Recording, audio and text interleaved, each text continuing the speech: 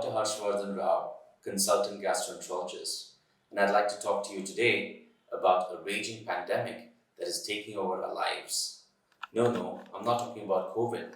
I'm talking about NAFLD, or non-alcoholic fatty liver disease, that is poised to take over as one of the most common disorders in the Indian population.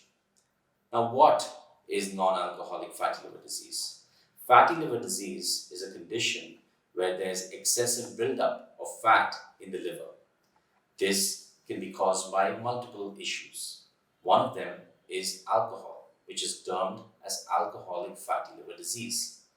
However, when there's fat buildup that is not related to significant alcohol intake, that is referred to as non-alcoholic fatty liver disease, or NAFLD. NAFLD presents as a spectrum. At one end of the spectrum, there is simple fatty liver disease, and at the other end of the spectrum, there's cirrhosis and even liver cancer. Simple fatty liver disease is sterile accumulation of fat in the liver without any inflammation. Inflammation refers to damage or injury to the liver, which leads to swelling and scarring. When there is inflammation, it's the next stage of the disease. It's called non-alcoholic steatohepatitis, or NASH. NASH is a condition wherein there is fat deposition in the liver in addition to inflammation and damage. Over a period of time, this damage can lead to scarring of the liver and leads to a condition called cirrhosis. Cirrhosis of the liver is a condition where the scarring has reached critical mass to a point where there is reduced functioning of the liver. And that is where the symptoms of liver disease are usually seen. Cirrhosis is a risk factor for liver cancer. So this is the entire spectrum of non-alcoholic fatty liver disease. The next question that I commonly get asked is, how common is this non-alcoholic fatty liver disease? Unfortunately, NAFLD is an emerging disease and is extremely common in the world. This is due to the rising prevalence of metabolic risk factors and obesity. It is estimated that in US, it's the most common cause of chronic liver disease and accounts for 25% of the population.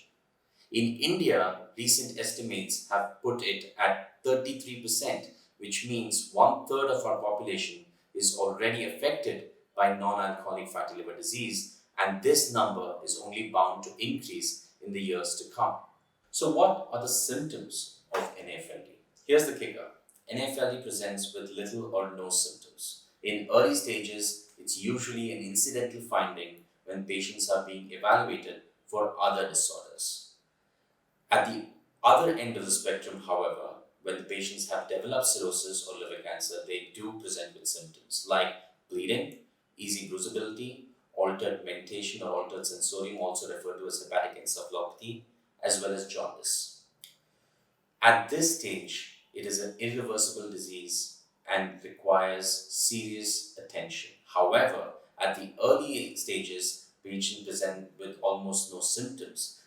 At this stage, we require screening modalities. Now, who do we screen for non-alcoholic fatty liver disease?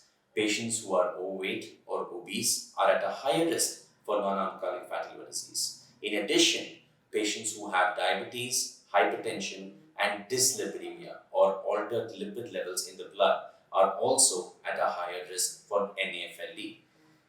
These are the high-risk groups where screening for NAFLD is mandated and should be done at regular intervals. So how do we diagnose NAFLD?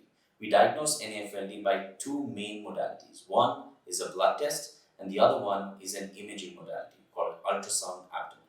Let's talk about the blood test. The blood test that we do to screen these patients is liver function tests.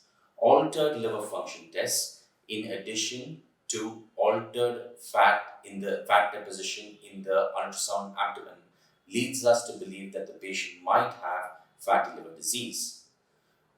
If these findings are present, we then evaluate the patient along two lines. One is rule out any other cause of fatty liver disease, for example, viral hepatitis A, B, C, and E, and assess the severity of the NAFLD by certain tests. So we rule out other causes by doing some blood tests as well as CT MRI to assess the damage of the liver. In addition, we look at the severity of the disease by a test called fibroscan. Fibroscan is a modality, it's an imaging modality that is used to assess the stiffness of the liver. So whenever there is damage to the liver leading to scarring, it leads to stiffness of the liver, which is reflected in a high fibroscan score. So this is how we diagnose NAFLD. The next obvious question is, once you diagnose it, how do you treat it? Now, treatment of NAFLD involves lifestyle modifications. What do I mean by lifestyle modifications? Principally, it refers to weight loss. Weight loss that can be achieved through dietary modifications or exercise. A 10% loss in the total body weight can result in improvement of your liver function test as well as improvement on the imaging modalities. Ideally, we need to do exercise daily. What we recommend is half an hour of walking, not fast walking, but half an hour of walking in addition to your normal daily activities. Dietary modifications can include reduction in your saturated fats, reduction in junk food, fatty food, reduction in sugar intake and calorie intake. All this together, in fact, can have a beneficial effect in your overall management of the disease. Apart from this, in patients who are morbidly obese or very heavy, these patients may require weight loss surgeries or endoscopic management for the obesity. In addition, pharmacotherapy has been indicated for a certain subset of patients, especially patients who have NASH or non-alcoholic steatohepatitis.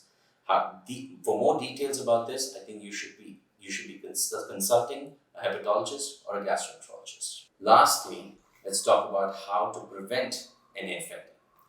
Preventing NAFLD stands on 4 pillars. First, eat a balanced diet. Second, exercise regularly. Third, maintain your weight.